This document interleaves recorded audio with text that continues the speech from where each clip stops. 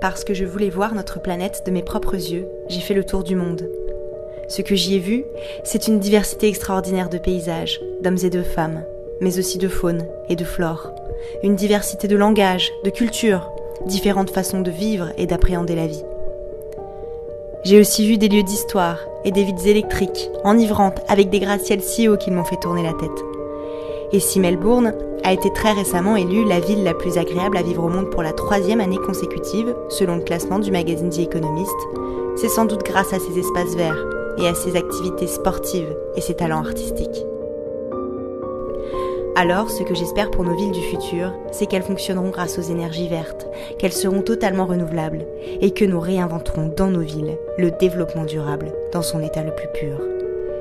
Mais ce que j'espère par-dessus tout, c'est que tous ces beaux endroits que j'ai vus sur Terre puissent garder leur singularité, leur spécificité, et que notre société n'uniformisera pas tout. Parce que la diversité fait notre force et nous pousse à aller vers l'inconnu, à rêver encore à d'autres horizons.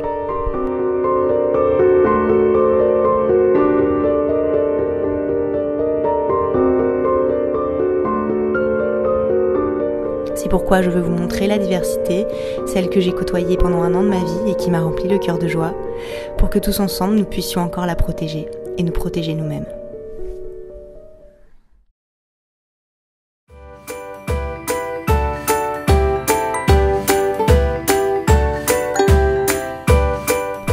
Je m'appelle Amandine, j'ai 26 ans, 24 au moment du grand départ. Je ne me suis pas lancée seule dans cette grande aventure, j'y ai emmené Kevin, mon petit ami, et j'imagine que ce voyage aura changé nos vies. Première destination, la capitale nippone, Tokyo, le Japon, le pays du soleil levant. Là-bas, je découvris une écriture, une langue, un métro des plus propres, mais aussi une culture à part entière avec ses excentricités et son respect. Un pays qui oscille sans cesse entre tradition et modernité. La gastronomie surtout fut une véritable découverte pour nous, à l'image de ce kakigori matcha, glace pilée au thé vert surplombant un coulis de framboise mélangé à une sorte de flageolet sucré. Nous goûtions aussi à l'okonomiyaki, sorte d'omelette remplie de bonnes choses, mais dont nous n'avons à ce jour pas percé tous les mystères. Je vais cuisiner un okonomiyaki. Okonomiyaki. D'accord. Voilà. Oui, ça c'est fromage. Un œuf et gingembre, ouais. Je sais pas. Le rouge, là, c'est du gingembre, non? Ah oui, c'est ça. Gingembre rouge. Et il y a chou fleur. D'accord. Ouais. On mélange. On mélange bien mélanger. Ok. Après, on met au milieu de. Ah. Waouh. Voilà. Ok. Ça sent bon. Donc On attend. On laisse cuire. On attend. Puis qu'est-ce qu'on fait? On doit le retourner, c'est ça? Retourner. Oui, retourner. Ouais. Ça va? Oui. Ouais. Ah, Ok. je crois que c'est bon. Alors.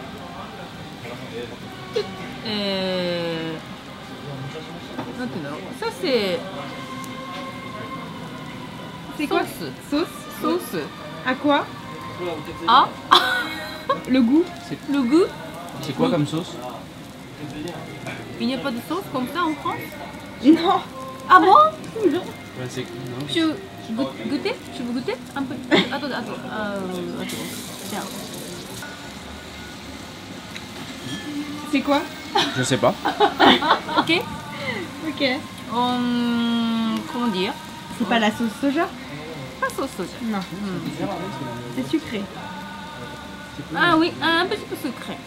Ça c'est comment dire Ah, c'est des herbes? des herbes. Ouais, des herbes. Ah, c'est bon. Ouais. Ça sent bon. Ah. Ça c'est poisson. Poisson? Poisson. Ah bon? Sèche.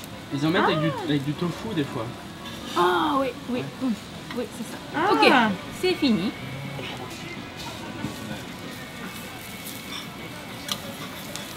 On coupe. Ouais. C'est une spécialité japonaise? Ouais, surtout Osaka. D'accord. Ouais, on peut manger en Osaka. Ok. Ouais. Je précise que j'aime pas trop les légumes en vrai. Ouais, mais là, ça se sent pas. Mais là, c'est pas pareil. C'est japonais Il y a alors. du fromage. Il y a du fromage Et en puis il y a plus. du fromage. Alors je vais goûter. Alors il y avait une sauce, on sait pas trop ce que c'est non plus. Ça donne un petit goût, c'est Ça très donne bon. un goût, C'est très d'accord. bon, ouais, c'est très bon.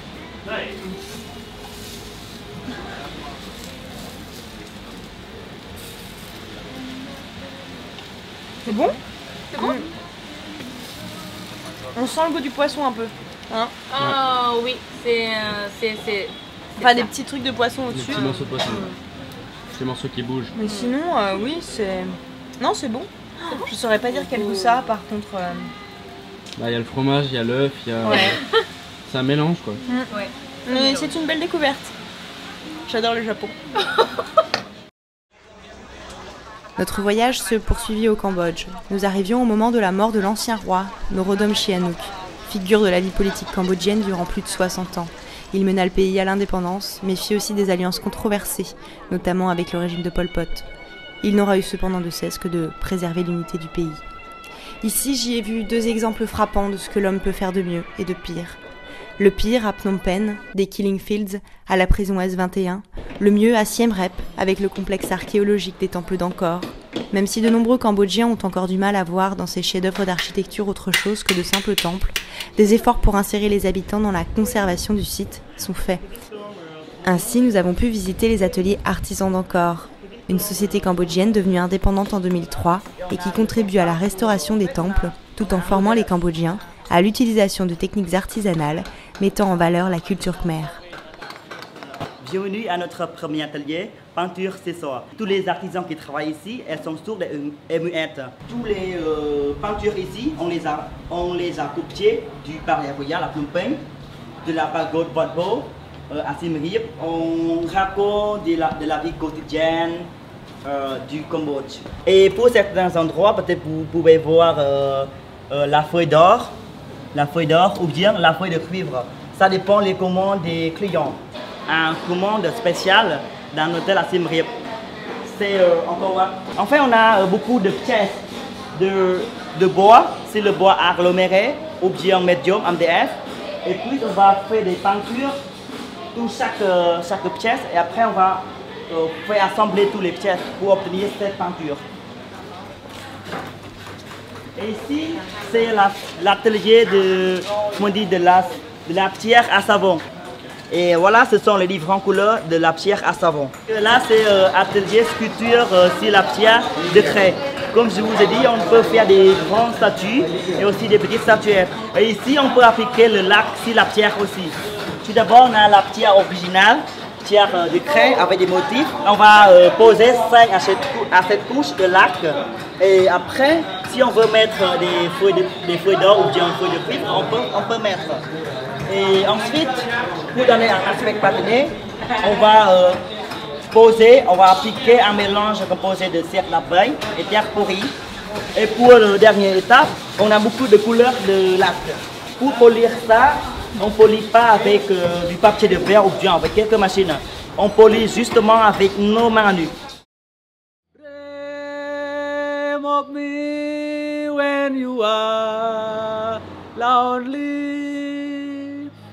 dream of me when you are sad.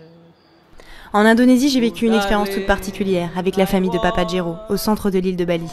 Autour de lui, toute une communauté d'artistes, offrant un spectacle de jog dance, composé d'un ensemble instrumental traditionnel appelé le yamelan, et accompagné de danseuses et de chanteurs. Un moment fort au cœur du petit village de Wanagiri.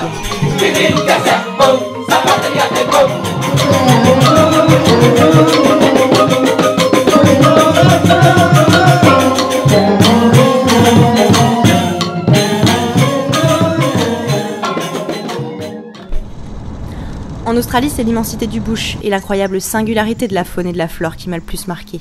Un pays où plus de 80% des plantes, des mammifères, des reptiles et des grenouilles sont des espèces endémiques, des espèces que l'on ne trouve nulle part ailleurs. Et puis ces paysages si divers, des côtes au cœur du désert, du bush aux villes si développées, des Blue Mountains à la forêt humide de Daintree, probablement la plus vieille du monde. Dans ce pays où la faune est si riche, l'on mesure l'incidence que peut avoir aujourd'hui la disparition d'une espèce vivante toutes les 20 minutes, des extinctions qui sont bel et bien provoquées par l'homme. Si près de 16 000 espèces sont à contrario découvertes chaque année, le ratio est toujours négatif pour la planète. Ainsi, si rien n'est fait, les 2/3 des espèces animales pourraient avoir disparu en 2100. En Australie, on pourrait perdre quantité d'animaux symboliques et endémiques, comme le kangourou, le koala, l'échidné, le dingo, l'ornithorynque, le wombat. Le koala est ainsi une espèce menacée par sa fragilité, mais aussi par le recul de son environnement naturel. Ce dernier ne se nourrit en effet que de feuilles de certaines espèces d'eucalyptus. L'Australie, c'est aussi le woofing, dans les fermes, à la rencontre d'agriculteurs en tout genre, de l'éleveur d'alpagas à celui de chiens. Breeding Wakaya alpacas. 15 years ago I retired from a commercial world, and we felt that looking after alpacas, getting some land, was a better way of life than living within the suburbs, and we do enjoy being outside. We chose to breed alpacas, which are much easier to handle and very kind to the land.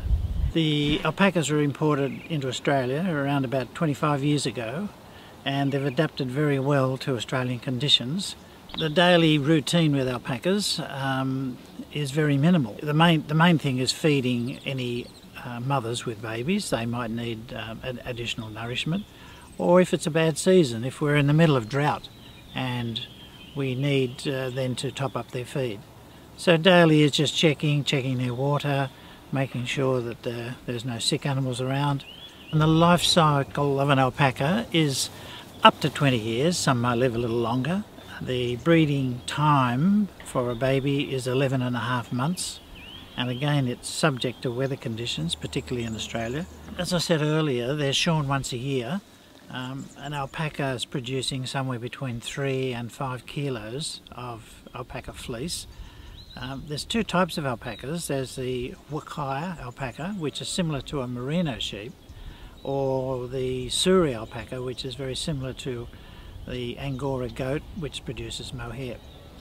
The fleece varies in quality, but superfine, ultrafine alpaca is a luxurious fibre, sold around the world and sought after around the world as such in high fashion garments. For the Wakaya fleece, the Suri fleece is more suited for furnishings and drapes. We've limited ourselves to Wakaya, and over the years we've been able to fine that fleece down from the mid 20 microns down into sub 15 micron, which is really getting down into the cashmere range and the very superfine merino range. We show Irish Wolfhounds, and then we show Scottish Deerhounds, and then we have Giant Schnauzers. And with them, they're mostly companions, but they always show dogs. Some of them are retired show dogs, but they all started as show dogs. When they're puppies, you need to show train them, so you lead train them, you teach them to stand and show themselves to the best of their ability. Like we have head up, see, head up, stand. So when we are young, this is what we practice on a daily basis. And then once we learn it, we never forget it, because we're very smart. Some of them are actually film stars. They've been on quite a few series, and they're a very easy going. My interest in the wolfhound started that my daughter was 3 years old and our place got burgled, and then I wanted something that was going to keep the burglars away, and that's how the love of the Irish Wolfhound started. Enfin, parce que la culture est souvent attachée à son environnement direct, à sa biodiversité, il est effrayant d'imaginer les ravages qu'aurait la disparition du rocher Uluru, symbole du centre rouge et cœur spirituel de l'outback sur la culture aborigène, et notamment sur les habitants du lieu, les Anangu, qui considèrent cet Inselberg comme un lieu sacré, un lieu rituel.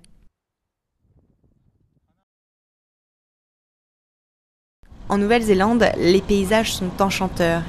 On peut y marcher sur des glaciers, voguer dans les eaux du Milford Sound, se promener au milieu des forêts de kauri ou rencontrer des phoques et des manchots aux yeux jaunes. Mais c'est l'activité volcanique qui domine la Terre. Et l'on se rend compte ici à quel point face aux catastrophes naturelles, l'homme est impuissant. Chacun retourne à sa place. Nous avons pu voir à quel point Christchurch est devenue une ville fantôme après le tremblement de terre. On est où là, Kevin? On est au centre-ville de Christchurch. Il n'y a personne. Les habitants d'Auckland savent eux aussi qu'ils vivent au cœur d'une terre minée par des volcans en sommeil et que l'un d'entre eux pourrait bien se réveiller au cours du siècle prochain. Le pays possède aussi un énorme potentiel en termes de création d'énergie géothermique. Un atout que les Maoris ont découvert très vite, utilisant ainsi les fours naturels creusés par l'activité géothermique pour y cuire leurs plats. Après 7 mois passés sur les routes, nous mettions le cap sur les Amériques. Notre voyage d'1 an devait nous faire arpenter 4 continents et près de 13 pays. Après avoir exploré un bout du globe, nous allions mettre les pieds à Angaroa, et ce après 17 heures de vol et 7 heures d'escale à Santiago du Chili. Notre périple nous mena donc sur une île qui appartient aujourd'hui au Chili, mais qui a su garder sa culture polynésienne et ses coutumes Rapa Nui. C'est l'île de Pâques. En premier lieu, vous êtes frappé par l'allure des moaïs, ces géants de pierre qui semblent veiller sur vous. L'ambiance qui règne ici est mystique et mystérieuse. 900 moaïs sur l'île, 300 restaurés ont été remis debout. Les autres errent sur l'île, à moitié enfoncés dans la terre. Sur les parois du volcan Rano-Raraku se trouve la carrière des moaïs, là où étaient sculptées les immenses statues avant d'être transportées. Ici, c'est un peu un cimetière fou. Il y en a de toutes les tailles. Le plus grand, toujours en face de sculpture, mesure 21,60 m et pèserait près de 200 tonnes. L'émotion est là, la magie opère, et les questions affluent, et notamment celle de savoir comment ont été transportés ces géants de la carrière aux extrémités de l'île pour y être érigés. Même si la réponse exacte n'existe pas vraiment, voici un élément de réponse avec Christophe Conry, guide français sur l'île de Pâques. Le transport le plus simple, c'est la position horizontale, un peu comme celui-ci. Sur une plateforme en bois, on met le moaï et on tire la plateforme à même le sol. Deuxième technique, si c'est horizontal, il va y avoir vertical. Et là, ça vient de la tradition orale. Qu'est-ce que nous dit la tradition orale? Elle nous dit que le roi, avec son mana, son pouvoir surnaturel, faisait marcher les moaïs. Alors pour nous Européens, ça rigole, on a du mal à y croire, mais il ne faut pas oublier qu'en Polynésie, le monde spirituel est très important jusqu'au jour d'aujourd'hui. Plateforme en bois, on met le moaï au milieu, on le fixe avec des cordages végétaux aux angles pour le stabiliser, et puis après on tire la plateforme tout simplement à même le sol, ou on met des rodins en dessous. Autre technique, un scientifique il a vu qu'à la carrière des moaïs, la base du moaï, elle est plate. Et regardez ce moaï, la base n'est pas totalement plate, légèrement arrondie, abîmée. Donc il y a eu une zone de friction, une zone de frottement. Le sol, on met le moaï directement sur le sol, on va accrocher des cordages au niveau de la tête, des deux côtés et au niveau de la base.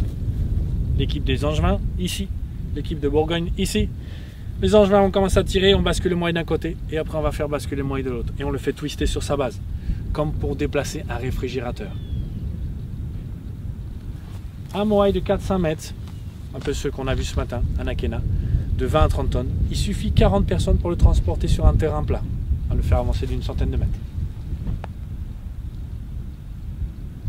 J'ai fait tous ces efforts et maintenant, j'ai transporté mon moaï jusqu'à la plateforme. Ce qu'on va faire maintenant, il faut l'ériger. Et pour ça, c'est plus simple, on n'a qu'une seule technique. On soulève avec des grands troncs d'arbres, on fait un système de levier. On soulève la tête et on met des cailloux en dessous pour garder la position. On soulève la tête, on met des cailloux et au final, j'ai un moaï debout avec une rampe de pierre devant lui. Je suis sûr qu'en France, on a encore de l'imagination malgré la crise. Imaginez sur ces moaïs les rampes de pierre pour chacun des moaïs pour pouvoir les ériger. Impressionnant. Enfin, la question qui est sur toutes les lèvres, comment tout cela s'est terminé? Plusieurs hypothèses sont ainsi avancées, de la guerre de clans au tsunami, en passant par la maladie ou la famine. Aujourd'hui, rien n'est complètement prouvé. Mais ici, impossible non plus de ne pas être touché par une culture, la culture polynésienne, si généreuse, où le mana, cette sorte de vecteur spirituel, semble vous donner force et énergie. Nous découvrons bien vite les danses polynésiennes, mais aussi l'importance du tatouage dans cette culture orale.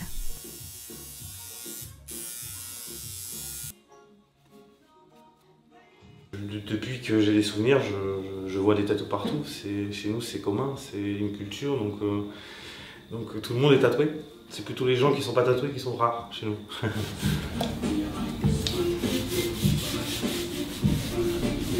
Bon, j'exagère un petit peu sur la forme, mais c'est pour suivre ta cuisse. Après, on ira voir dans le miroir ce que ça va. Le tatouage polynésien, c'est surtout avant tout une pièce d'identité pour chaque île.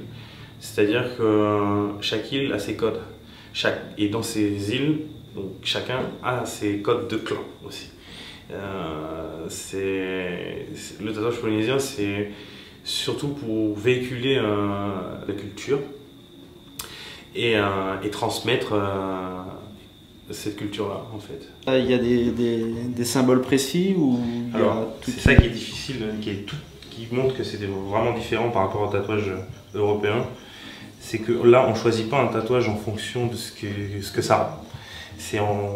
On le fabrique en fonction de ce que tu veux raconter. On fait un travail de discussion en fait, au niveau de la réalisation et de ce qu'il veut y représenter, puisque c'est son tatou. Il n'est pas polynésien, mais enfin, pour ceux qui ne sont pas polynésiens, quand ils se font tatouer, j'essaie quand même de me rapprocher de leur pièce d'identité à eux, donc leur tatou. Et puis une fois qu'on est d'accord sur la symbolique et la forme du tatouage, là ensuite on part sur la réalisation.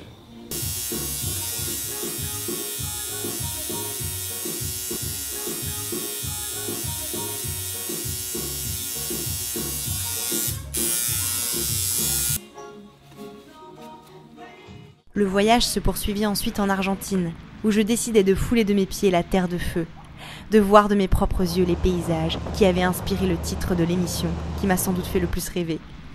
Ushuaia, moi aussi j'y étais.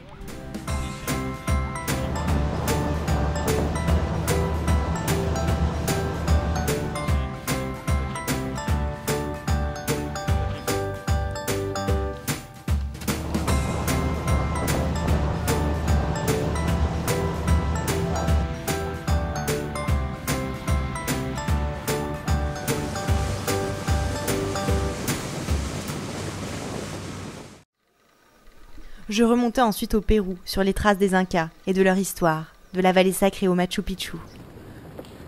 Nous marchons sur la ligne de chemin de fer pour aller jusqu'à Aguascalientes avant d'aller demain au Machu Picchu. Donc voilà. Hein. Qu'est-ce qu'il y a? Ah, il y a des canards apparemment sur la ligne de chemin de fer. Donc voilà, hein, si le train passe, c'est pas grave. Hein. Bon, normalement, il klaxonne avant. On espère parce que Kevin est presque sur les rails. Et quelle expérience incroyable que celle de monter à pied jusqu'au Machu Picchu aux premières heures du jour pour atteindre cette cité fantastique. Nous l'avions tant attendu. Nous voici en train de monter vers l'ascension du Machu Picchu. Il est 5h du mat. On est un petit peu fatigué, on s'est levé à 4h. Voilà, on y va. Par contre, ça fait mal aux yeux côté. Mais pour voir la cité de tout en haut, c'est sur le pic du Huayna Picchu qu'il a fallu monter. C'est très dur. On a monté ça ce matin? Alors, ça en combien de temps? 50 minutes. 50 minutes. Après, on est arrivé là-haut. Là, il y a la petite maison à l'entrée. La petite maison, ouais. Et après, on a traversé le Machu Picchu. Nous sommes partis à 7h45. Nous avons mis exactement une demi-heure pour monter quasiment tout en haut du Huayna Picchu. Je passais ensuite quelques jours en Bolivie, à la découverte de la région du sud Lipèze, de ses lacs colorés, de ses flamants roses, mais aussi de son immense salar, le plus grand du monde, 10 000 km². Sous nos pieds, le salar renferme le plus gros gisement de lithium au monde. Un enjeu économique très important pour le pays, à l'ère des transports électriques et de la portabilité. En effet, ce métal est essentiel à la fabrication de batteries. Une exploitation industrielle qui pourrait alors bouleverser l'équilibre des écosystèmes fragiles du salar. Alors, admirer cette immensité encore préservée est un moment privilégié. Nous avons conscience de la chance que nous avons de voir se lever le soleil sur ce désert iodé, tout vêtu de blanc. Je mettais ensuite le pied sur le sol américain, le pays du road trip, le pays où tout est possible. Un territoire où vous serez toujours bien accueillis, quel que soit l'endroit. De la Californie à la Floride, de New York à Seattle, le rêve américain séduit toujours. J'y ai découvert l'ambiance toute particulière de la Louisiane, sillonnant son bayou rempli d'alligators. Et puis j'ai écouté du jazz et du blues de la Nouvelle-Orléans à Memphis. Un pays cependant où 42 États nord-américains émettent chacun plus de gaz à effet de serre que 50 pays en développement réunis. Mais parallèlement, c'est pourtant ici, dans ce pays, qu'est née la notion de protection du patrimoine naturel. Le premier parc naturel fut ainsi créé en 1872. Celui du Grand Canyon est sans doute le plus impressionnant. Fondé en 1919, le site protégé s'étend sur plus de 4900 km² et seulement 1% de la surface est accessible au public. Notre périple se poursuivit ensuite au Canada, au pays des grands parcs naturels dominés par les ours. Nous retrouvions au Québec un peu de France, avec des villes et des villages à l'architecture typique, chaleureuse. Et pour finir ce beau voyage, nous embarquions sur un Zodiac, aux côtés d'un spécialiste en observation des baleines, qui contribue activement à la recherche sur les cétacés. D'énormes baleines à bosse frôlaient alors notre bateau, et nous avions la chance de voir au loin le jet d'une baleine bleue. Regardez la couleur, elle est vraiment bleu métallique. C'est en voyageant et en découvrant les beautés et les particularités de l'ailleurs que l'on apprend à aimer notre planète. C'est en l'arpentant que nous comprenons à quel point notre environnement façonne notre façon de vivre et que le moindre déséquilibre peut entraîner des réactions en chaîne. C'est pour cela que nous devons apprendre à préserver nos particularités, nos différences, notre langue, notre façon de vivre, pour être toujours en mesure d'avoir quelque chose à partager.